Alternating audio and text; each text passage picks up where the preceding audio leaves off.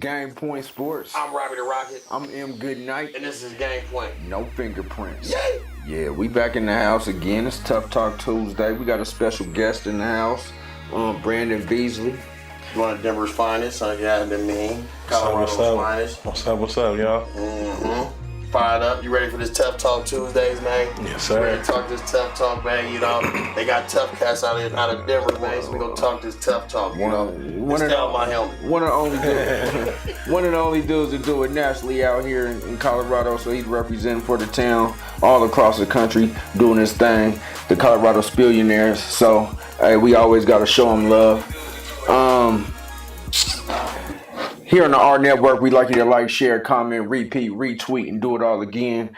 Get on your YouTube, your Facebook, Twitter, whatever you want to call it. Like, subscribe, share, all that type of thing, so we can keep it cracking. Yeah. How you doing today, Mr. Veasley? I'm all right, man. Chilling out. Yes, sir. Yes, sir. Man. Trying to get some of that energy back from that AZ sun. Shit, hey, it's hot everywhere. Man, how was that AZ trip, man? Tell us a little bit about it, man. How y'all do out there this year, man, this weekend? We went 1-1, man. It was pretty cool, man. The experience was lovely. I got to take one of my other age groups this time. So now they getting their feet wet and learn, about this national scene. So it was definitely a positive experience for them, man. And, we just want to continue to build on what we left with. Mm-hmm. Well, yeah, I seen guys had a little minor setback, man. And I admire you how you kept them kids together, man. Went out there and did your thing, man. Tip my hat off to you, King. Right on, right on. I watched you guys. I mean, them kids could have broke, but them kids went out there and did their thing, man. Shout out to the Spillionaires, man. Good job, fellas out there. Way to work, fellas. Right Game Point. Yes, We'll be watching y'all this year. We coming to see y'all. We gonna see what y'all about. Oh yeah, we're gonna be out there. We gonna definitely be out there seeing what's going down. What kind of news we got going on, man? What's up with this old summer league basketball, man? You been... All I know is Bones Jones or whatever. What's his name? Bones. They call him Bones. They call him Bones. That dude been balling. But look, I do stuff. I was like, man, y'all got what? Because I was like talking to my boy for work. I was like, Bones Island. Say some guy by the name of Bones. I don't know him or anything. So yesterday I'm looking at the the box scores. Nuggets win, dude go for like dub and some change or something. Yeah, 28. Yeah, 28. So I'm sitting there, I'm like, watch, they gonna be talking about him soon. They gonna be talking about it. And the day he comes sitting right here, he's like, yo, we got a guy by the name of Bones. I was just start busting out laughing. I say, man, is he gonna even make the team? You know what I'm saying? Is he gonna make the team? But I mean, he look good. Summer league look good. Man, you gotta start somewhere, Robbie. He looked pretty good. You know what I'm saying? He look like he belong there. Some cats be overhyped. They good in college, but when they get banged up against a pro, they don't pan up to what they are. But some of these rookies can really come in and play and make an impact on some of these good teams. You know what I'm saying? There's a couple cats on there's one cat on that Green up out of Houston. Jalen. Oh my God! Now him, that's raw talent, natural talent shit. I see. You don't really see that much coming in. That man can play with Curry and him. He can play with y'all. He can bang with the best of them. And that's the only one I see that's kind of coming in polished, ready to. And a little bit of Mobley. There's a couple of them that's can be there. But your boy Maurice Brown say, "What up, G?" What's up, King? He said, "What about them Raiders, man? We'll get to that football a little bit later, huh? We'll get to that Reese, football we ain't later." talking about football right now. Let me talk about this basketball, man. Yeah, I mean these Golden State Warriors, Yes.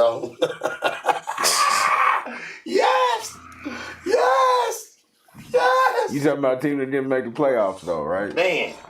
Injuries, you got to dose of what injuries can do to y'all, You still made the playoffs, though. I mean, but y'all didn't win it, so y'all just like us. So it don't matter if you made the playoffs or not. You didn't win it, so y'all the same position as us.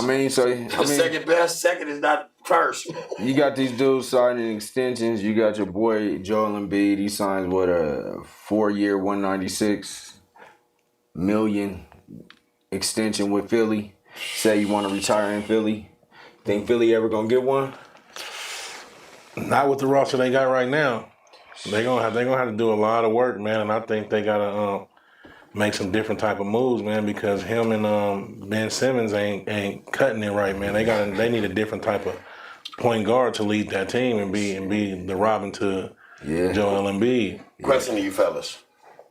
By him signing that contract, it's almost obvious they're getting rid of Ben Simmons. Because, I mean, the future is on him now. The future is on Embiid with that extension. They going to try to build around Embiid. They ain't going to try to build around Ben Simmons. I mean, the scientific thing they was trying to do didn't work. So the chemicals they tried to put together didn't work. So they figure, who do we build our team around? Ben Simmons' stock went down when he couldn't make a basket last year. Now, if Ben Simmons was the baller, doing his thing, making his shots, they probably be talking about getting, but Embiid had an MVP goddamn year last year. So you can't take that from him. But I just think if Ben Simmons would have shown growth, that would have worked. But I just think by him signing that contract, he's not going to do that. Definitely a problem. You know, I think that's good for Ben Simmons though, man. He because he still got a lot of room to improve, man. He just need a new fresh start somewhere, man. I don't even think he need a fresh start, man. Ben Simmons needs to be in the gym right now, shooting 1,000 jumpers a day, shooting free throws, and all he got to do is be grinding, and he'll be all right. You could tell that's not what Ben Simmons doing in the offseason. He ain't working. You know, there's no what is his fifth year? About his fifth year now. You shouldn't be timid, man. Like when I seen him have Trae Young under the rim and he passes it out, and it's clutch time in basketball, man. Something's wrong. Like you got to be in the gym. You got to be in there working, perfecting your craft. All the great players come back better with a new skill each year, and he hasn't came back with new skills. So I think if he work, he can start to be that guy that everybody expect him to be. But he'll never be that LeBron type of guy that they were saying when he was coming out. He'll never. No, but I mean, he had potential to be something if he worked with the right, like y'all say, if he worked with the right system, and he can get better. I mean, he ain't a bad player. He's a facilitator. I mean, I think in the right system, we wouldn't be having this conversation. I don't think he's a bad player. I think just the performance that has happened in the playoffs is what's being talked about. Yeah. Because he wasn't having a bad season. It's just bad plays that he's making. And I think he has to get the knowledge of the game more, man. His IQ is pretty low, man. That pass when he did that with Trae Young, that's just low confidence and a very low IQ, man, because that was easily a dunk. Easy. So I mean, but you think, you think, his confidence was shot. But you think a lot of that go to, I mean, I know we're going a little bit off the subject, fellas. Just think, that's mental. That's mental. Like, you go back to your kids. Mental. They may maybe a little bit younger, so they may not went through a lot of mental. They don't think like we would think. Y'all, you get what I'm saying? And I'm thinking about, damn, I can't make a basket. So when you get up to the game, you mentally like hesitant. And I think I think the media took a lot out. The media mess up us sometime too. You got that media pressure. You can't make a free throw. Now, if I miss this free throw, the media gonna say something on me. If I do this, the media gonna say this on me. So I just think a lot of that had to do with the media beating him down so much to where by the time it was time to shoot, he was like, nah, they ain't gonna get me in. I'm not gonna mess up. I'm gonna give it to him to let him mess up. And he tried to throw it on the next man. I mean, he worked hard this year. I think he gonna come back with a vengeance. Man, he just got to work, man. But you know, the greats, the ones that are destined to be great, they take all that shit talking and shit. They turn into a whole nother level. Like they like shit. I'm gonna show them that this ain't what it is. You know, I'm gonna take the big shot. I mean, obviously his mental is. I think it was more confidence than his mental was messed up. I think his confidence, you know, because he sit around and like, shit, I ain't been working. All that shit I've been doing, it just ain't gonna get me by no more. Yeah, and that's man. He ain't got room to have mental breakdowns like that. You getting paid like a elite athlete, man. Yeah. You got to suck that up and get in the gym and work, man. Figure that shit out. It's your job. Sam Fluker says, man, you got to have some kind of IQ to play at his level with no jumper. He's a facilitator. Yeah, he is. I mean, see, that's what I'm saying. You get him on a team like the Warriors where he just got to facilitate. He don't got to shoot. You got to shoot in this league. He don't have to shoot if you got two powerhouse shooters. You got Curry on one side, Klay Thompson on the other. All I gotta do is pass it to one of them. It's gonna be. I got two you got to shoot in this league. Even Rajon Rondo had to shoot. They don't make you shoot in the NBA. They gonna back all the way up off of you. He got away with it this year without having to shoot much. They give him the 3-pointer. Yeah, but it didn't count. When it counted, it ain't work. Yeah. What you got to say, Brandon?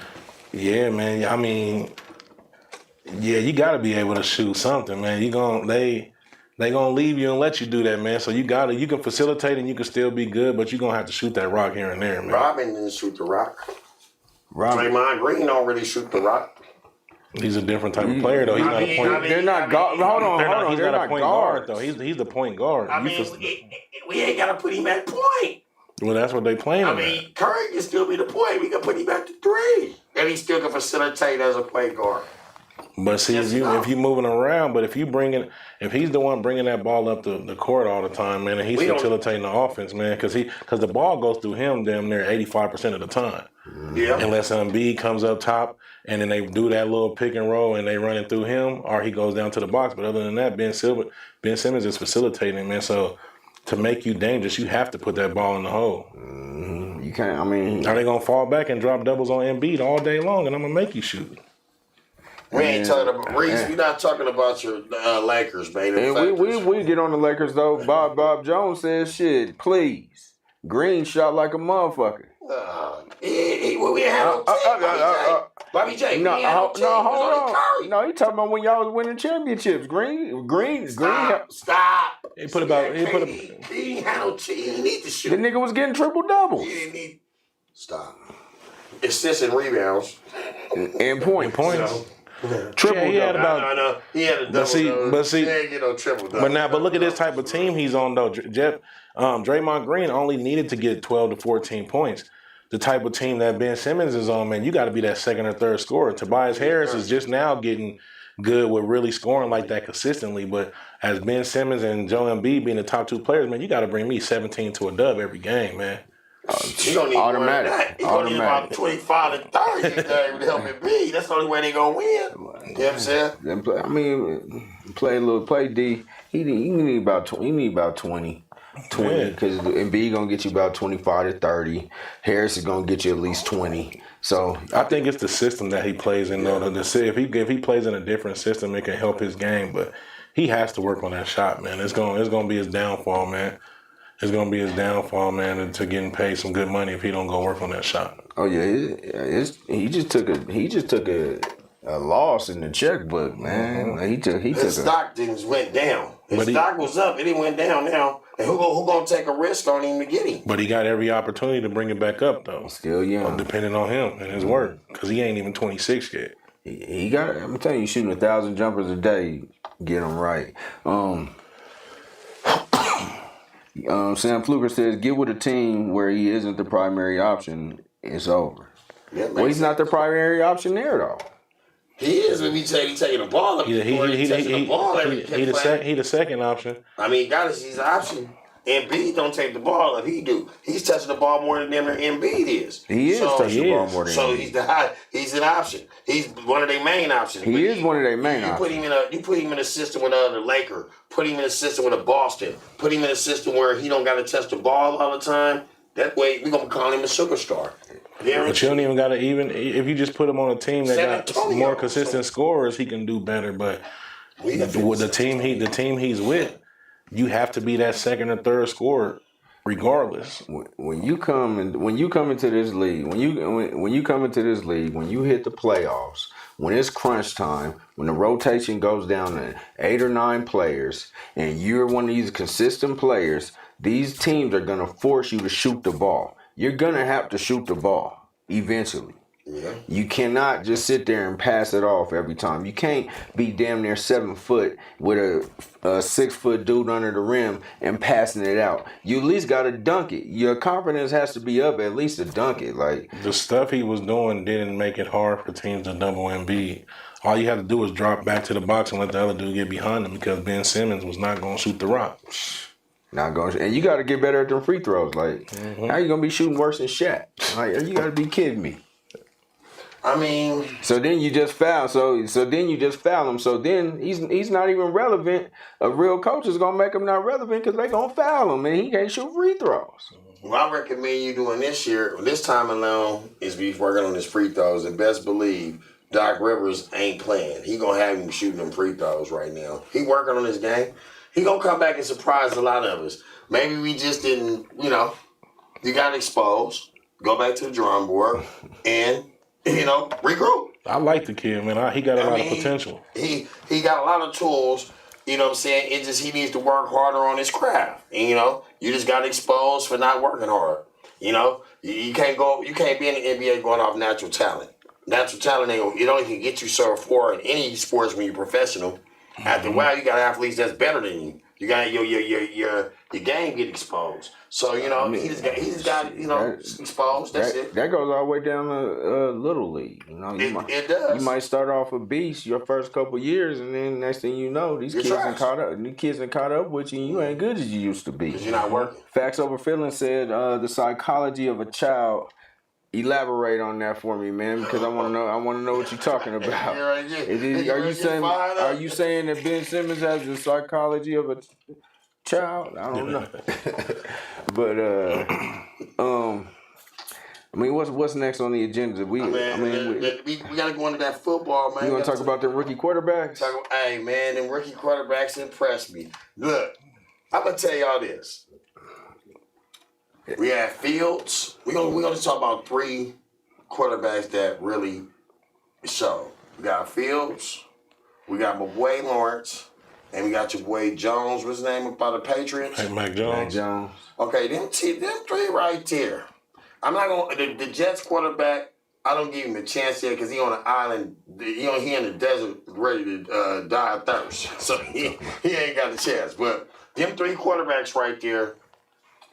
Did you see any of the games, y'all? Did y'all ain't see anything? Because I wanted before I should go into it. Did y'all see anything that impressed y'all or anything to the above? I'm gonna impress me. We talk about Justin Fields probably looked the best out of all of them. Yeah. But yes. we can go into Justin Fields real quick about his stats. Okay. He went 14 of 20, 142 yards, 7.1 per pass attempt, 106.7 passer rating, 5 rushes, 33 yards, and a TD. And as I looked at him, I think they got a controversy in Chicago. He might be the number 1 starter.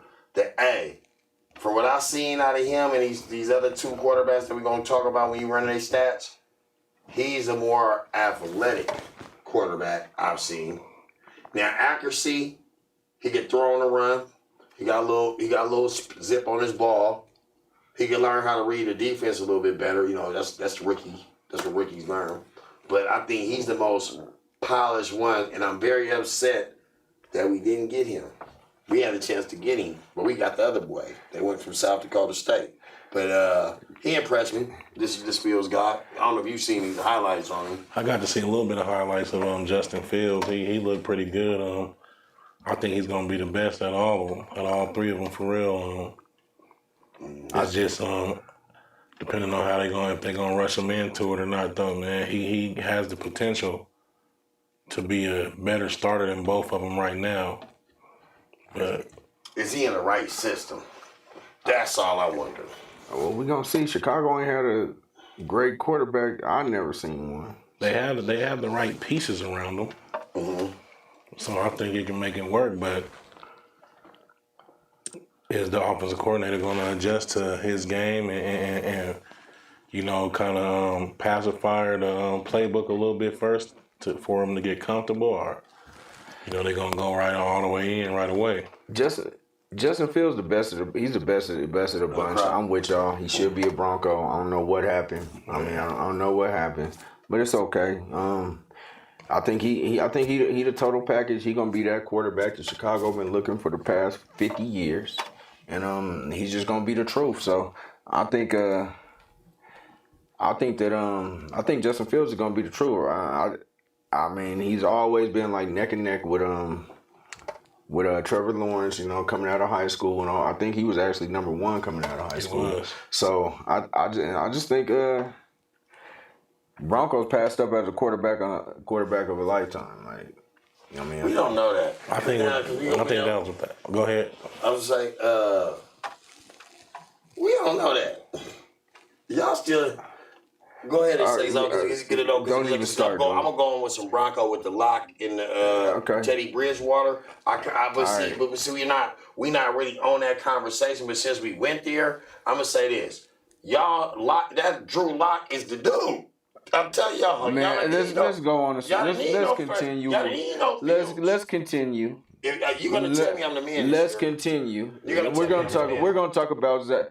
We're gonna talk about Zach Wilson. Wilson wasn't the one I was talking about. But we gonna talk about Zach Wilson real quick. You know, he went 6-9, 63 yards, 7 pass yards per attempt with an 86.8 rate.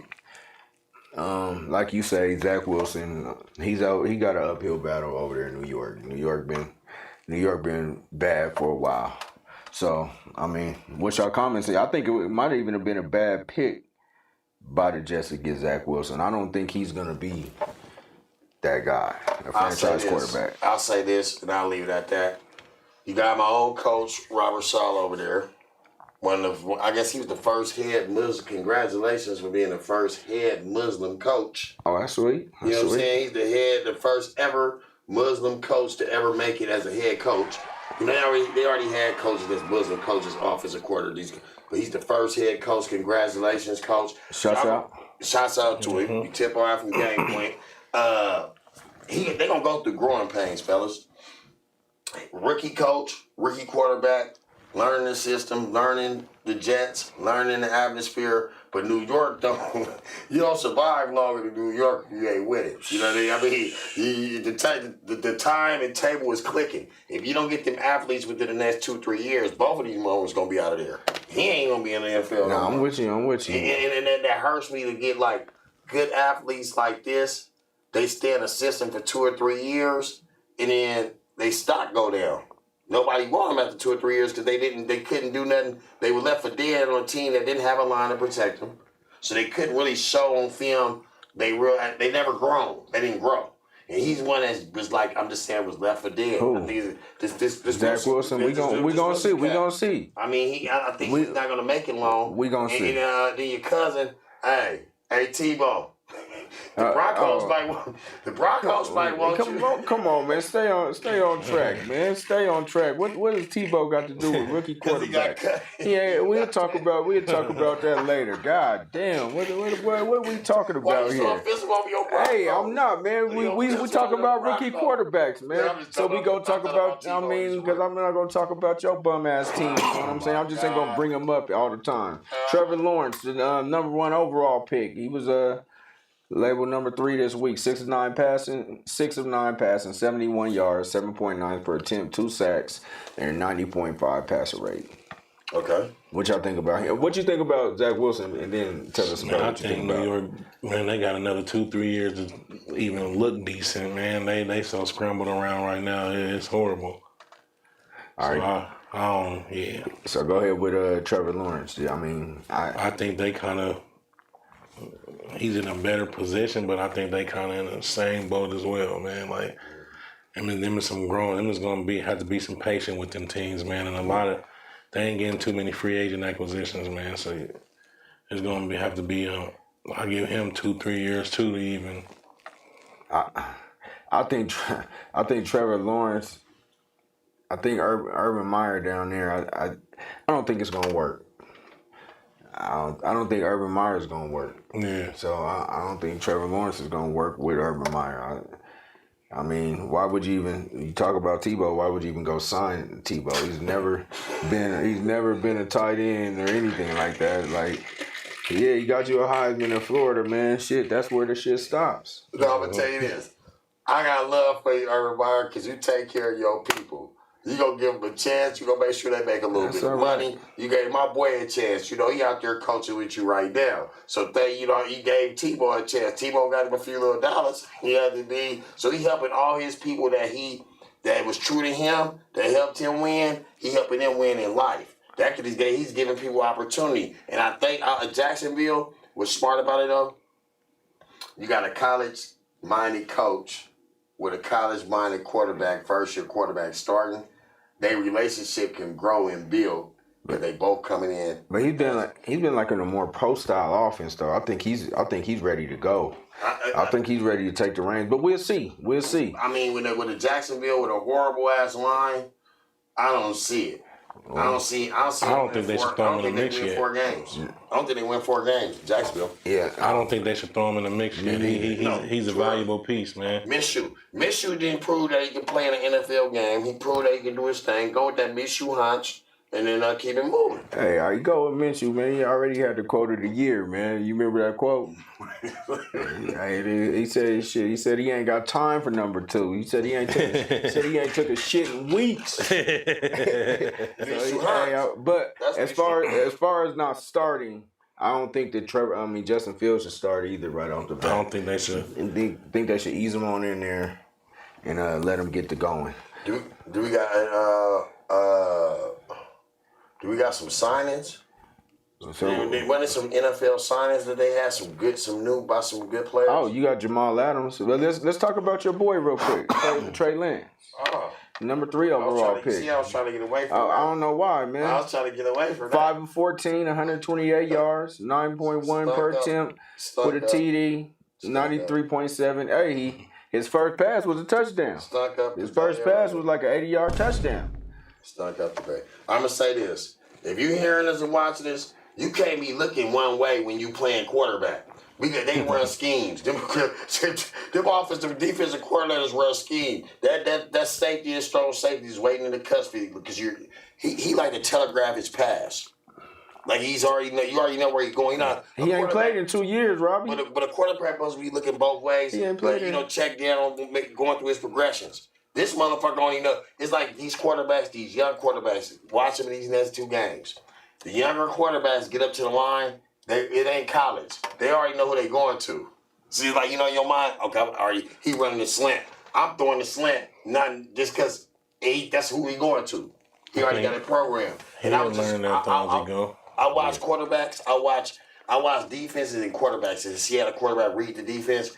And all them rookie quarterbacks never looked the other way. They already knew which way they was going. But they gonna learn it, Robbie. You gonna give them a chance to learn it. But you don't put them in the system until they can read a defense. That was Kaepernick's problem. Kaepernick couldn't read no defense. He went to the Super Bowl though.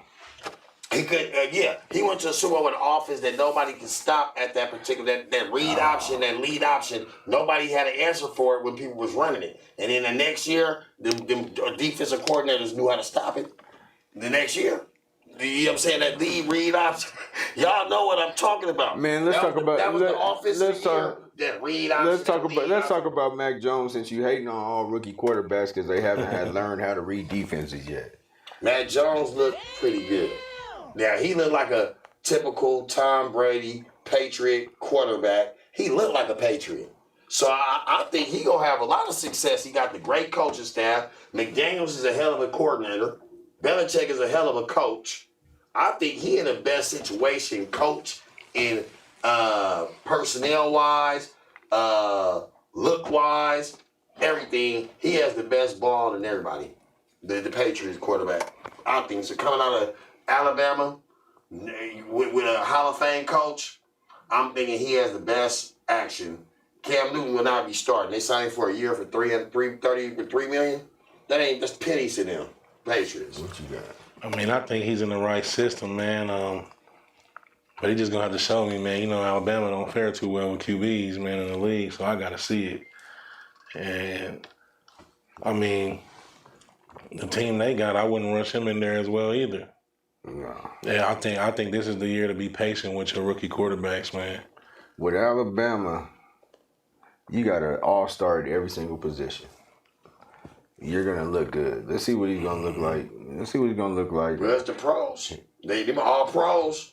Yeah, but there's pros on the other side. Hey, but it's all pro. It was all athletes on the other side of the SEC. No, not every week. You got your. It's a dogfight. He played his best players in practice.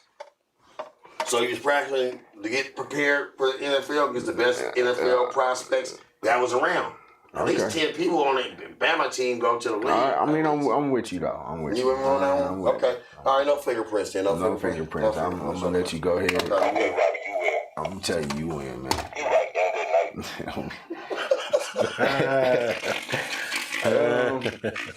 So let's end this quarterback talk, but I want to talk about Jordan Love. He's not a rookie quarterback, but he's a quarterback who's getting his first action. Actually didn't do too bad out there. What y'all think about Jordan Love and his prospects, and with Aaron Rodgers maybe still wanting to be out by the end of the year? Like, you think the Packers will still be in good hands, or? I think he's the perfect quarterback to replace him, man. He got that that a quarterback needs, man, and you know, who better to learn from than Aaron Rodgers? Right. You gotta take some pages out of his books, man, and be ready to go, man. But it's more like you gotta watch. Have to. Aaron Rodgers ain't gonna teach. He gonna do the same thing Brett Favre did. He ain't gonna teach him nothing.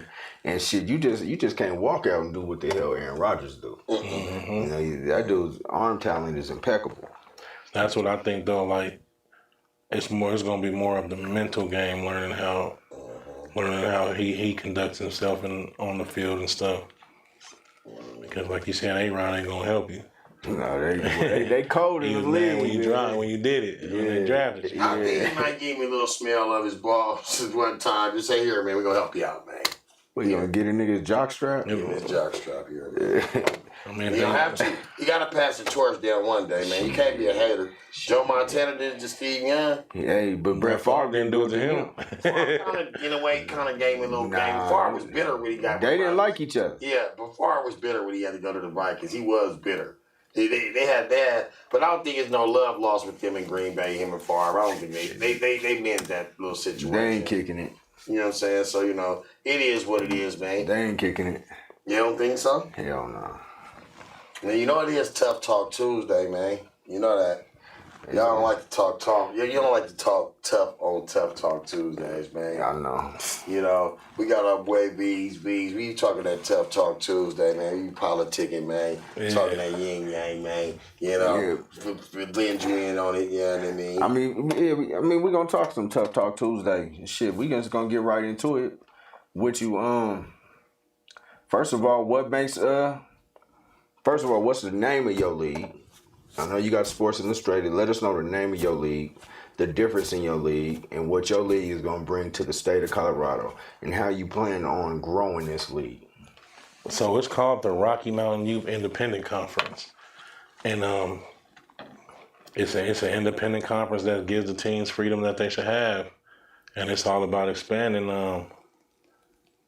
It's going to bring that national feel to Colorado, and it's just going to expand. And that's my main goal with it, man, to bring more competition. But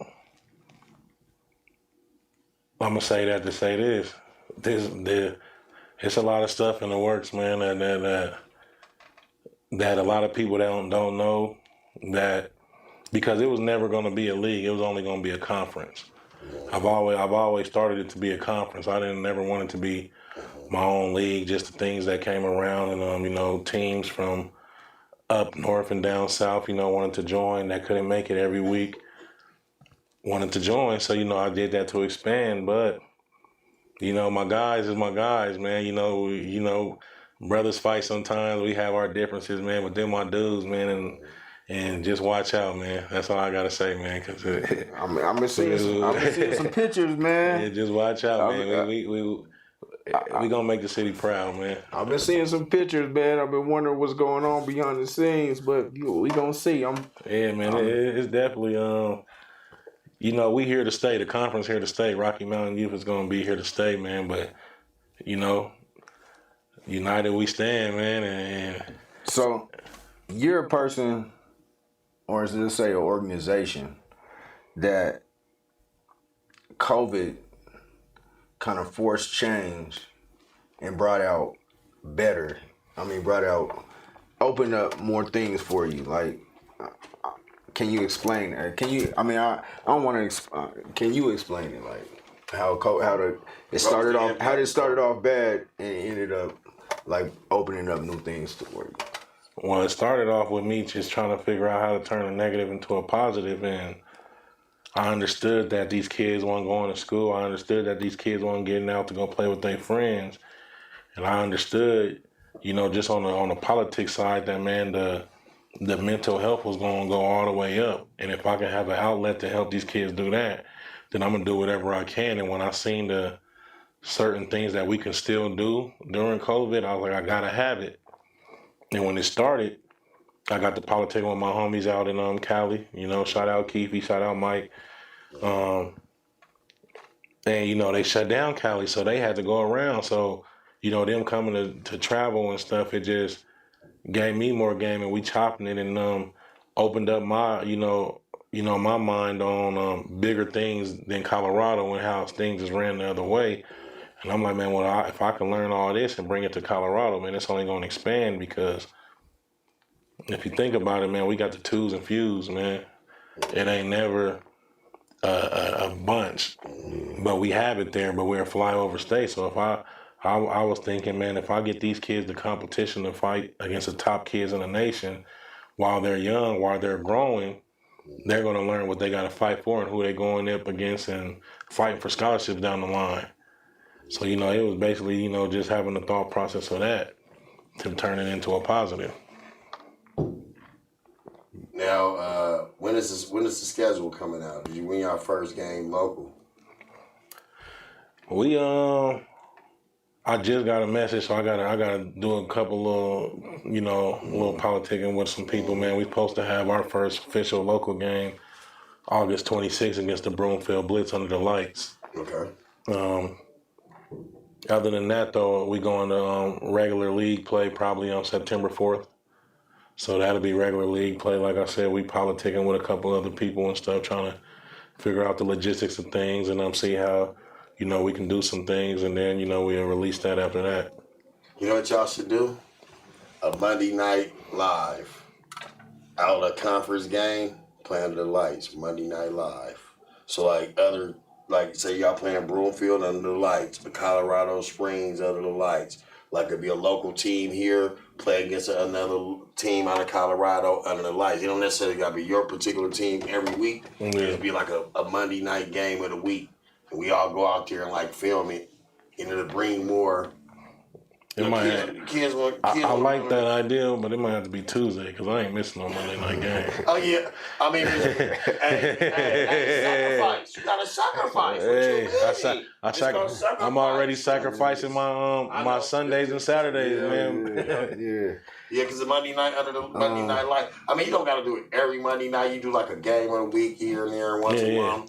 Or like once every other weekend. And then like that Sunday game, that last Sunday game, you just boost it to Monday. Underneath the lights is be the same. You just play underneath 6 o'clock kickoff or something under the lights, and boom. And then kids will really be like the game of the week got to be like, me and you could probably pick it. The game of the week. We want it under the lights. And then the two teams we want to see under the lights, we go film it. Just little ideas to bring. Because I'm seeing like other states doing it. And it's like a lot of the families real, and they real hype for that. Well, we under the lights Monday night. Yeah, okay. Versus it's traditional Saturday and Sunday. That's traditional. Or you don't really play on Fridays, do you? Unless it's a tournament. Nah, that's usually the high schoolers. Yeah, so you figure traditional is Saturday and Sunday mornings and afternoons. You get one of you start you be the first organization to host a Monday night lights. Man, if you do it early, because it get cold at the end of the season. Definitely start getting cold. Yeah, I ain't going to high school games. Monday night lights. As far as in your conference, shout out to the teams that are in your conference. Who's in your conference? I see you got the Northeast Denver Falcons. So we still in communications with them. So we really ain't putting it out there yet, because we in the logistics of working things out, making sure everybody doing the right thing, man. Yeah. But it's a nice conference, man. Shout out to Rocky Mountain Pop Warner, Pikes Peak Pop Warner, Colorado Select, the Nation, man. Shout out to all y'all, man, for even being able to put y'all's egos aside, me and myself putting my egos aside and being able to politic, man. So at the end of the day, it's for the kids, man. So it's going to work. It's looking good, man. So just to all the teams that's involved in any of us, man, shout out, man. Y'all look forward to a big season. We got some big things going on for everybody, man. this Rocky Mountain Youth Conference is going to bring something different, though. It's going to be a good flavor, man. I mean, and so as far as like you're doing playing national teams and things like that. Is that like you think that that's preparing these kids for getting to college? Like you said, they already have the exposure of playing again, so they'll be able to know some of these kids, play with some of these kids, and be able to just be ready. They'll be ready for what's in store later on in life. Definitely, man. Because I mean, and don't let me the work. It starts with the work first. You got to put the work in. But going to see that other talent, man, and seeing it's kids that play football just like you, not if better. It's gonna make you work 10 times harder, man. And then you're not getting shy from the bright lights. And then playing nationally, man. You go to certain camps, you build certain relationships, man. These kids are getting sent to camps and stuff, man. So now they're staying in the loop when these people was watching them, and then they're asking them in high school, man, where that kid that was over there, man, I need to watch him, man. It's only going to work for the better, man, nationally, man. So that's my main goal, just to help develop them for that, because just being honest, man, locally, man, it's just the competition is so lopsided, man. You will have one or two good teams, and then the rest of the games, it's 50-0, like one, two good teams in the division. Do you feel like you need to, like you say, you playing them teams? I'm not saying do you feel it's a waste of time, but do you think how do you get the league better and stronger as one? Like you got a powerhouse team, he got a powerhouse team, and everybody else's team is weak. Where do we go now? Do we build a schedule where everybody was even? And then them teams, like in your conference, right? You got your own organization now. You got your whole league now. Do you put teams in different divisions, like varsity and varsity and JV type? Similar to the Arapahoe League style. You identify first. You got to identify what you're doing. Division 1, Division 2. Mm-hmm. Bingo. You do it like that, and then because you don't want you have programs after, like as a league. You might want to do some programs like a league training. Bring these kids to do training. I don't know if y'all seen me. I had the Hog Wars for all the linemen come out there compete and do things like that. You just I think you just have to build and get these kids more opportunities, man, because a lot of these kids are playing off pure talent. And it's only going to get you so far, man. So I think that and building relationships with some of these trainers and stuff that ain't charging, everything to come get some work, man. I think that's what helped grow the league. So, not as far as a league, not as far as anything. Before we get to the second half, I just want you to comment on what is going to make Colorado youth football or youth sports better. Like, is it what's your one or two things that are going to bring us up to this next level that you're trying to get us to, that you're trying to see us elevate to? I think you have to stop pacifying these kids, man. Teach them at a young age, man. They need to start learning their techniques. They need to start learning their route trees. They need to start learning about zone blocking and QB reads and all that at a young age. I think we pacify them a lot, man, to where when we pacify them, just tell them to go do a slant, go do a post, or, just watch the receiver when he comes out on the route. Like, they get to high school, they have to break their game hold down all the way back down to where they don't even want to play no more, man. And now we're losing a lot of athletes, man. So I think we have to really just teach them the knowledge of the game and give them that extra work to become better. Before we get up out here on that part of it, I see the comments today. I want to know what your answer to this is. Do you believe they was talking about daddy ball, right? They was like, they don't think a father should coach their kid, period. You know what I'm saying? They're saying that it'd be a lot of that stuff that's bull crap that's going on now. Well, it could eliminate a lot of that stuff with the daddy ball taken away. So they saying they want to go to where you can't coach your kid. Because it's like maybe I'm saying it the wrong way, but it was just like it was like more on the level of if we get rid of daddy ball, it'd be a lot of all the extracurricular stuff will go away. It'd be stronger. I think that's part of it, but I don't think if you're a coach, you're a coach, man. It don't matter if your kid's on the team or not, man. I think what we have to get rid of and stop being so comfortable with is volunteer coaching. I love it, I respect it, but if you're going to coach, you need to learn the game. We're too comfortable with volunteer coaching to where just people's out here playing Madden with humans. I think that's where we need to get away from. I think coaching ain't the best. Yeah, they're not learning the game, man. They're just going out there volunteering and not really learning the game. So they're, like I said, pacifying these babies playing Madden. You don't see coaches out there with sheets calling calls. You know, they're just off the head doing stuff. It's a lot of stuff that needs to improve. So that's the part I think that we need to get more comfortable with, is making these dudes really coach. And the daddy ball situation, man, I see it a lot. If you a dad and you coaching your son and your focus is only on your son, then you need to go somewhere. I wouldn't want him around me. You know what I'm saying? I don't want him. I was coaching him to have a kid on the team. So, and I'm just watching outside looking in. And I keep going back to, you always coaching him at home. You always beating him down at home, trying to educate him with school, being a student. Yeah, that's how you got to learn to separate the two, though. And then you on the field, and you fussing him at home. You fuss. Now my kid, me, I'm like, I don't want to hear your mouth. I don't want to do it no more. Yeah. And that push a lot of athletes and good talent away, because them daddies trying to live their dream through their child. And see, I'm a coach I coach my son, and I don't even talk to him. Okay. The only time he hears from me on the field is if I get to seeing some crying or something. Then I'm like, hey man, you better suck it up. Other than that, though, I let my coaches coach him, man. And that comes with having trustworthy staff, though, man. Because I'm not gonna just let anybody coach my baby if you don't know what you're doing. But that's another thing why I say we got to get away from just volunteer coaching, man. Because these kids' time is valuable just like our time. So,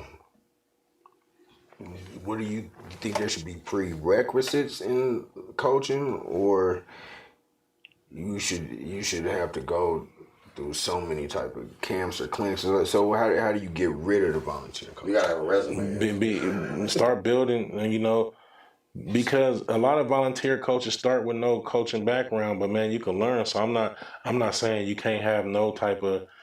Just be willing to learn, man. Get in there. There's camps that they have coaching clinics, man. Get into these, man. Don't just sit back at home and think, oh, it's football season now, I'm about to get out here and coach. Yeah, I do this every day. Yeah, I'm learning every day. I'm doing anything I can to better myself as a coach, to help my players better themselves, man. So I think it's something that you really have to be committed to with this. Yeah, you gotta set to it. You gotta learn it.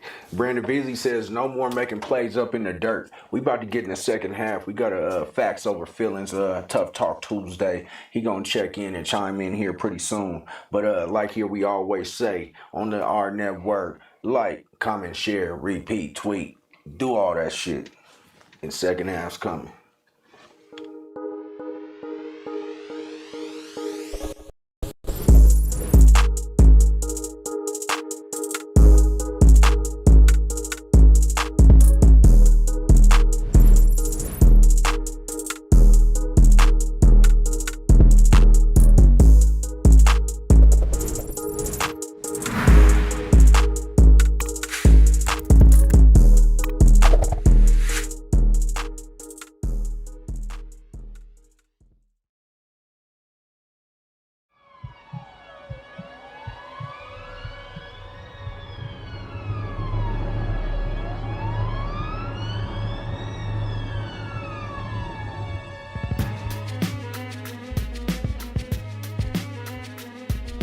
It's been said that power waits for the one who earns it, the one who turns the situation around when their inner voice is sound.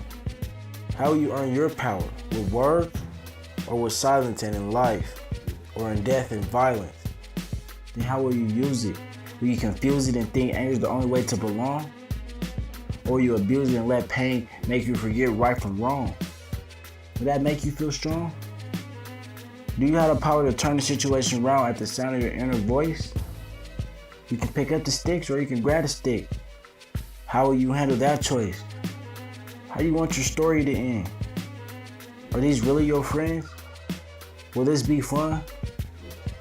And do they have a gun? Will you be forced to use your power for what's right or to run? Will you look back on the time and wish you could rewind that last second, minute, hour?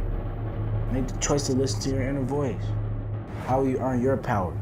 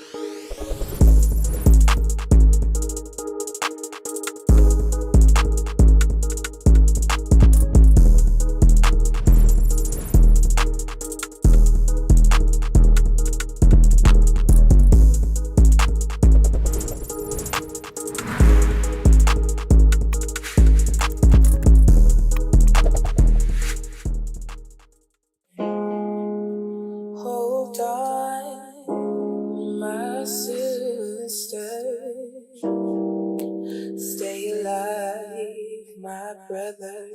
Oh yes, things will get harder, but we're not gonna stop. No, we're gonna stand up and hear a cry. We're tired living this life. Listen to our cries.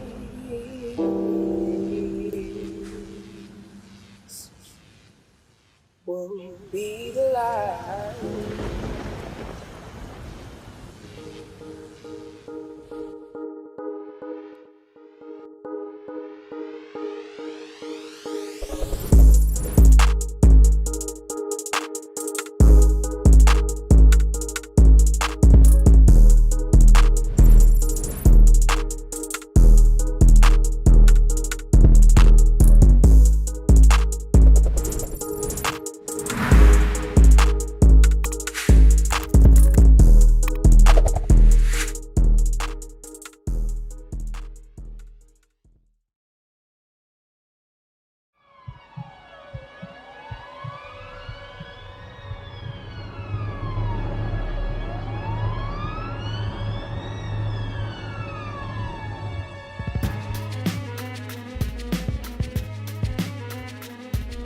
It's been said that power waits for the one who earns it, the one who turns the situation around when their inner voice is sound.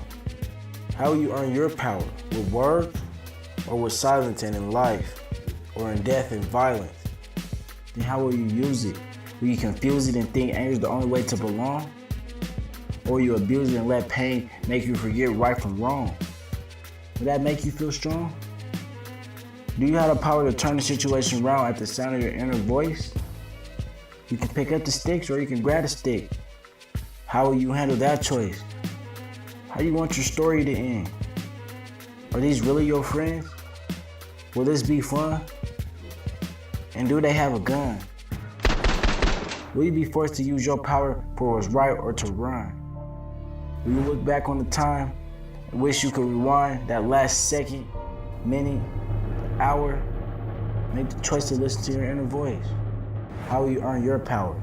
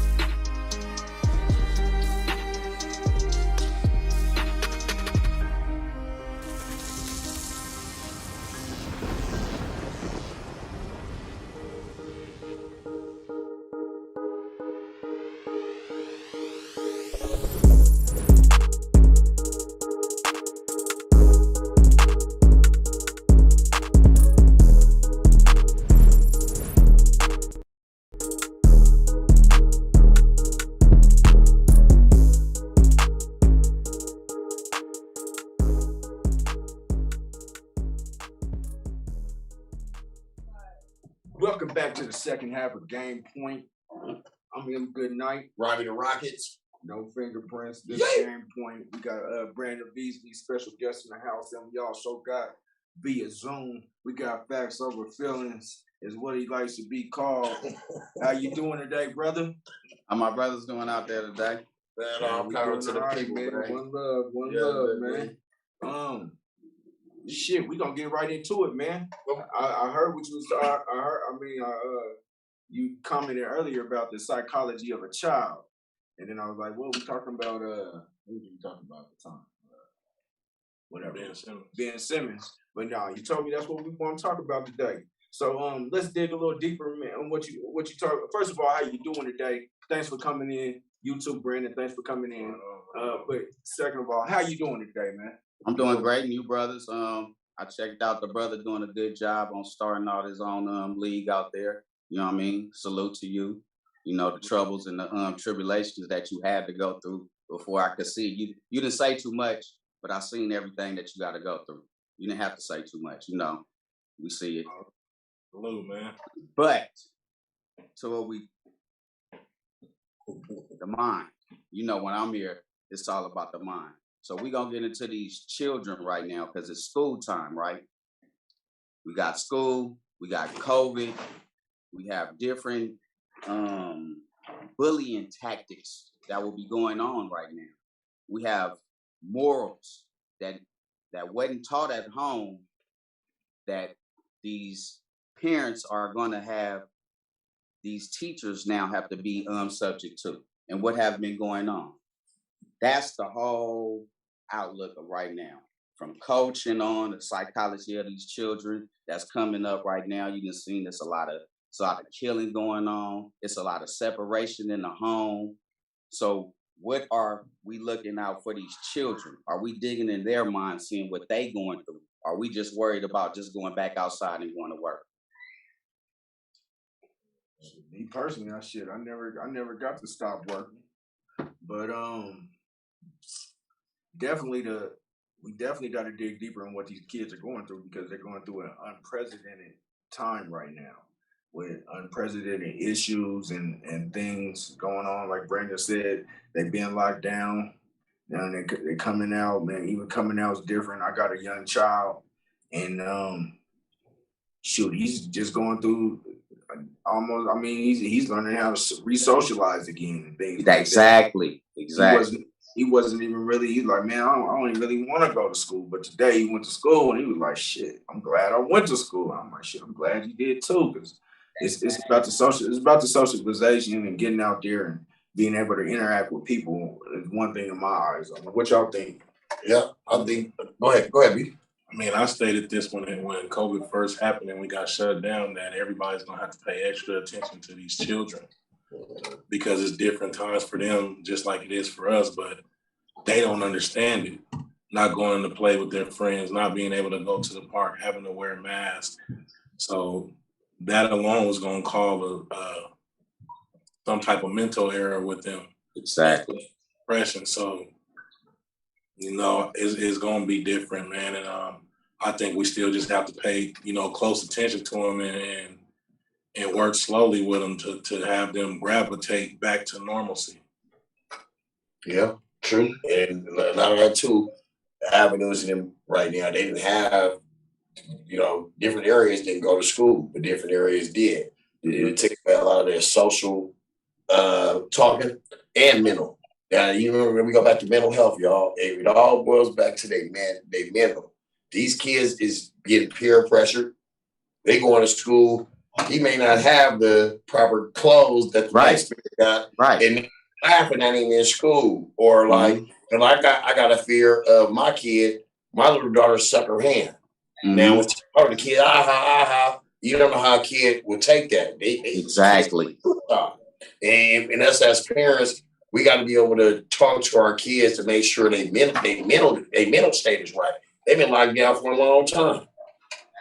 Oh, that's a book you got with. That's a book you've been reading. What's the name of that book? You know, I'm gonna plug some books in here for all of them. You know, I'm gonna throw a couple up in there so y'all can check out. But as far as, you know, like, we all talking right now, is most of us come from good upbringing, we'll say. Some of these children are going through so much in their household that when they do go to school, they have no morality. They have no morals. You know what I mean? They gonna be so shook up, and so, you know, they've been so sheltered and so much going on. You a coach. Most coaches only deal with sports. What about the children that's not in sports? We need different mentors that just don't target just the athletes. We need different mentors that just don't target the bad children. What about the good children? What about the good children that's going through things? What about the good children that just seen their father lose his job, their mama gone, the house broke up, this all in 1 year? They go to school, they was straight A students before this. They was a child. They not even a child no more. They got to do grown-up things. They got to make sure that their brother, little sister, and all this is taken care of. They can't be going to talk, my brothers.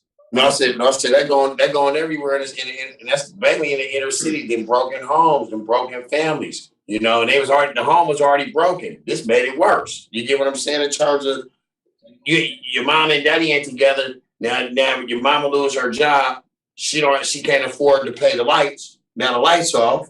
Now you ain't going to school. You don't have any hot water. That take a toll on a young kid. It's like psychological. It's your mind.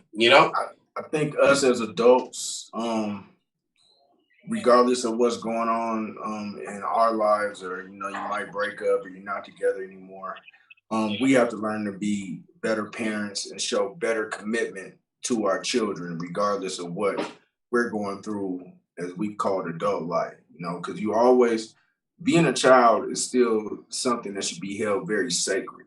Exactly. You don't want to be that child that has to grow up too early. So you're right. As coaches, as mentors, as fathers, as brothers, as sisters, we all need to chip in and start building that community that we had at times when we were younger.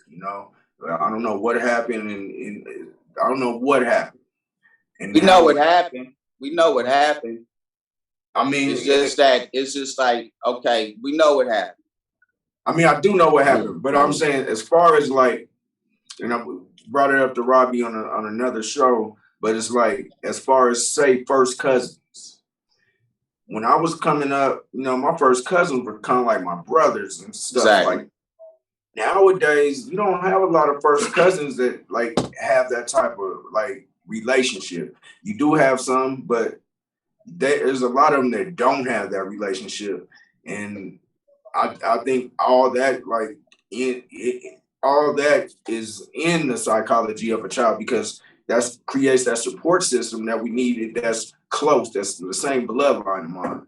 And you don't have to look too far. But even as being younger, I didn't have to look far. I could look at the neighbor or the person next to me. It would hold me accountable as a child. Exactly. For the mistakes that I made, or even praise me for the good things that I've done. So, I mean, I know what happened, but I don't know how to get it back.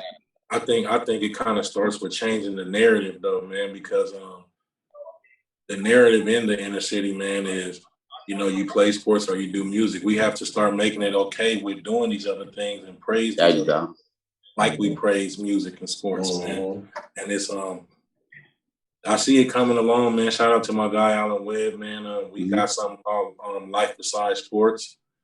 It got shut. We had to shut it down because classrooms shut down before when COVID happened. But changing that narrative, man, praising these kids for being excellent engineers, man, or doing chess. We have to make that, man, and that's what society. We got to stop accepting what society wants us to be, and bring it stronger into our community, because even with society as a whole, they push the narrative as Black people. If you don't make it you make it in sports or you make it in music. Other than that, we ain't paying too much attention to these doctors and these lawyers and stuff.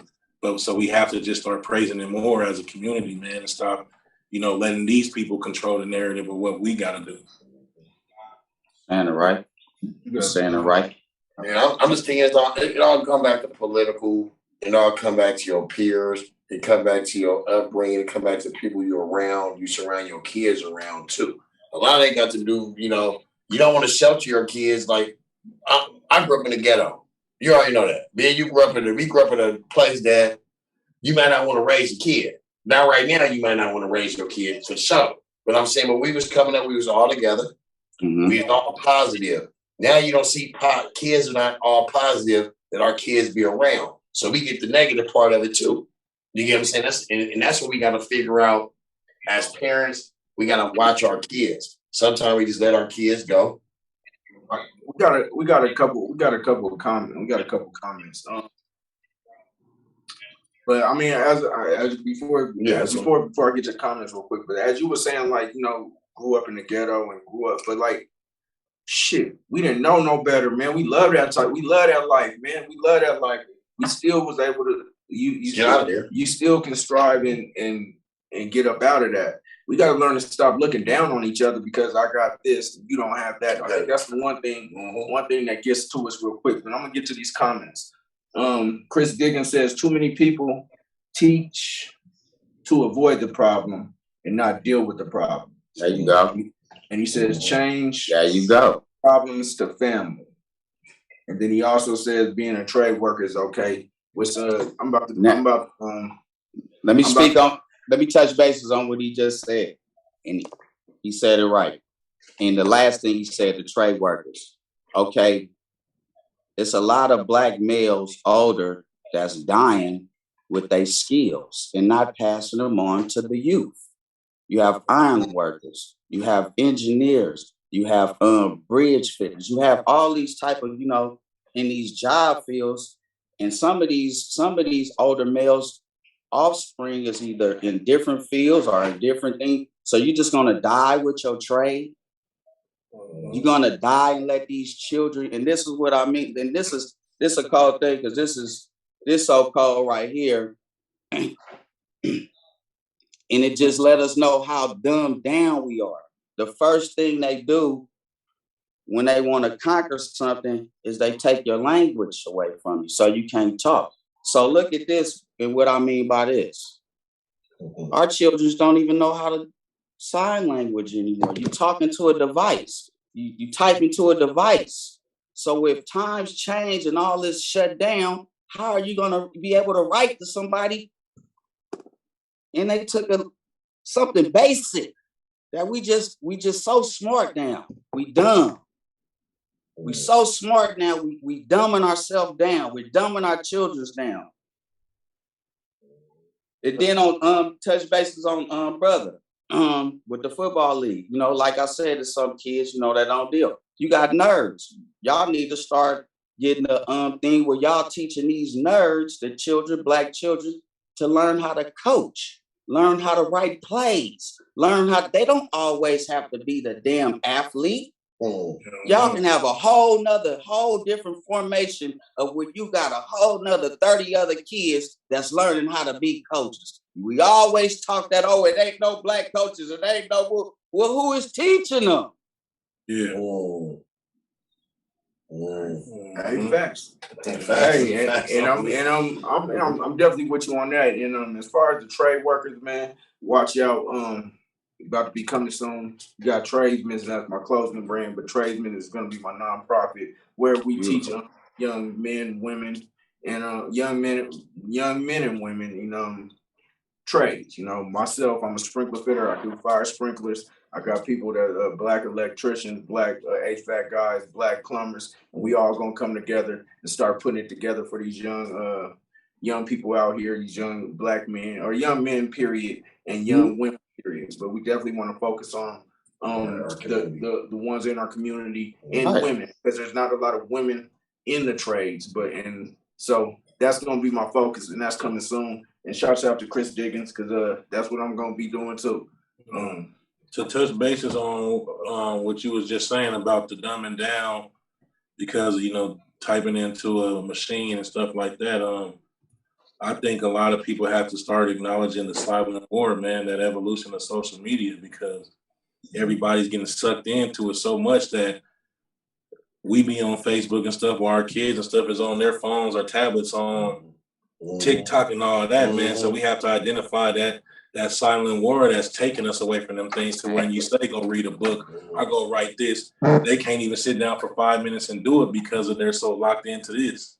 They don't even know how to write in cursive. I don't even think they teach. This is what I'm saying. We gonna have it's so many writing formations. It's so much that they took. It's so much that we don't know just because they took it, because we couldn't even read. Remember, the only first thing they gave us was a Bible. Like, we got to start taking more advantage of what you know what I mean? We light years behind. So if we light years behind, what we leaving our kids? Starting off behind.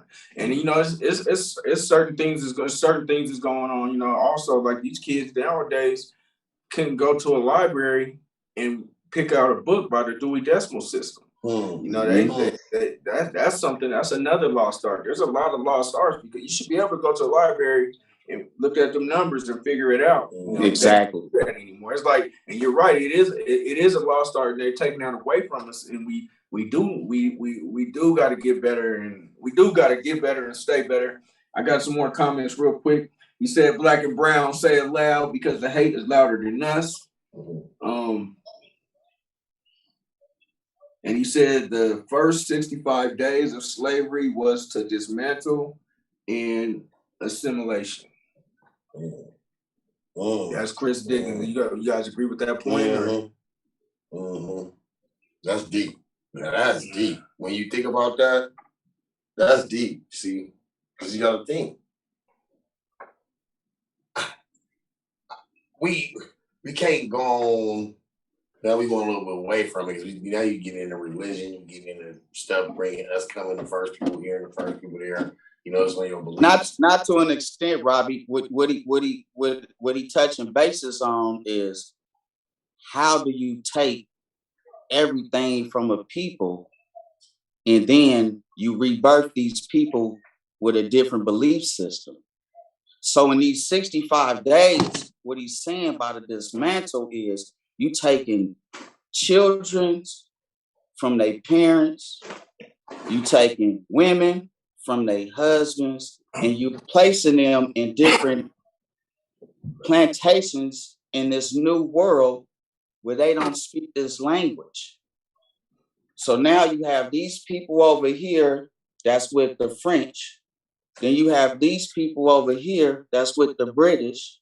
Then you have the Portugal that's over here that has these plantations. So now, how are how are we going to communicate now to even try to fight to what we know, where we came from? So now in this 65 days, we displaced. 65 days turned to 65 years. 65 years turned to 400. 400 turned to now. We so disbogulated in the mind frame that we take on so many European bad influences and we try to make them good, like gangs and gangsters. That's European.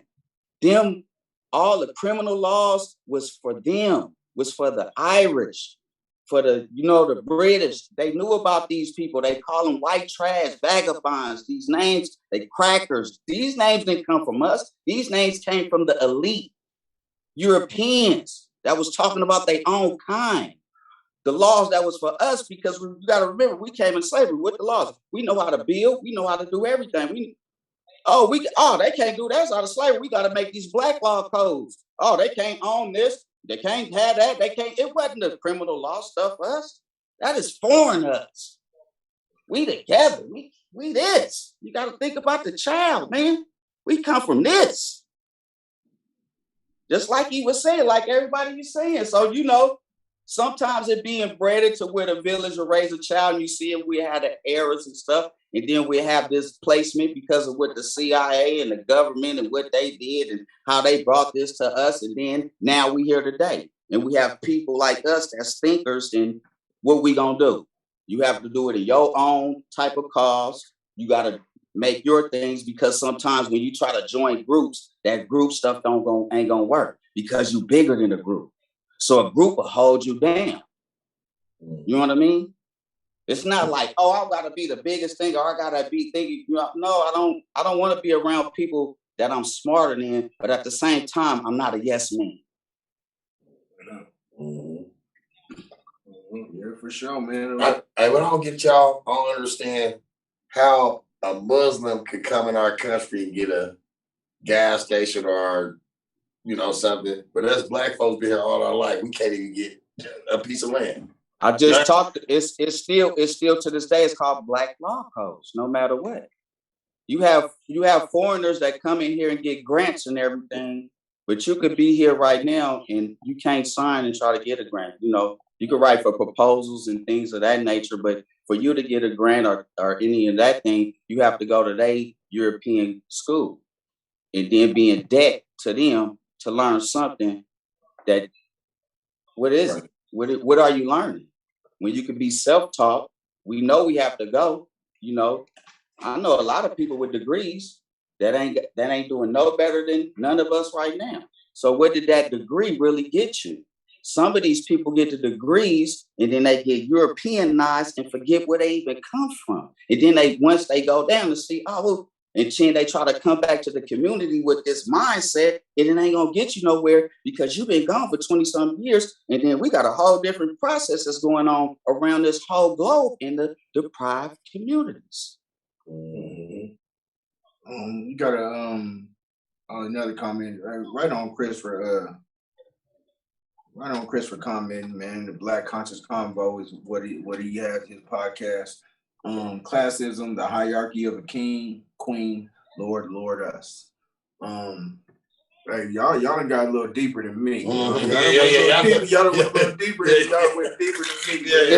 It's not even really about it's being deep. It's about, okay, just like I was saying today, going to school and going, if your child is supposed to go to school and get taught, now we in a different era where some of these schools is going to teach your children about sex, different orients of sex, different, to where, what the hell? My child only, but to being graded in this school, this is what it is.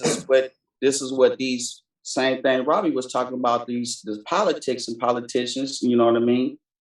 The alphabet community, the things that, you have to teach your children. This is what I mean. They about to start seeing stuff we couldn't even imagine.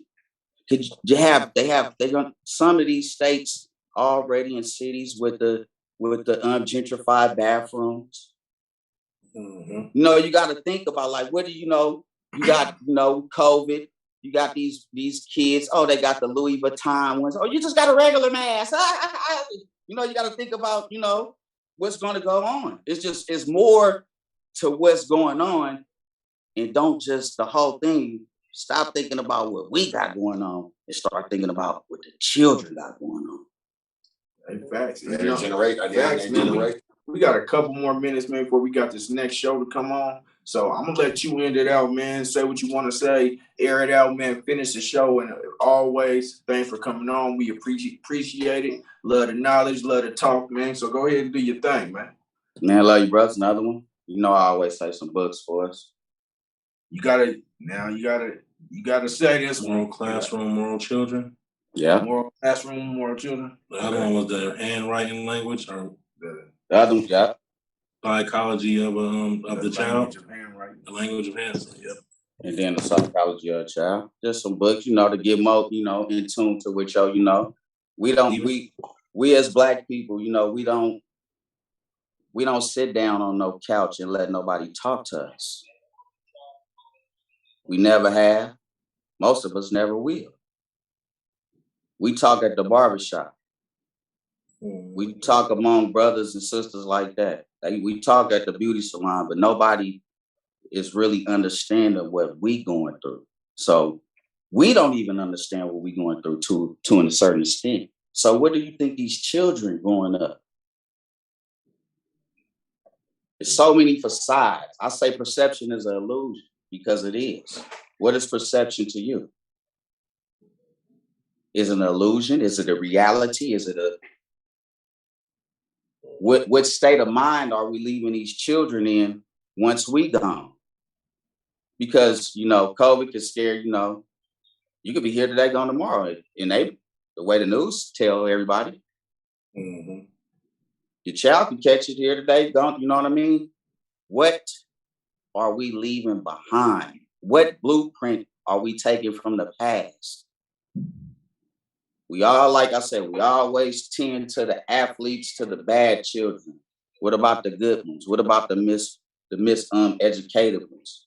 What about the ones that's like, man, I'm kind of smart. Woo-woo. Oh, you don't know what you're talking about, but they do. More power to the children. Love y'all. Right on, Love brother, you too, too. man. Right on. Send them titles to Robbie too, so I can Got get them books. I got you, brother.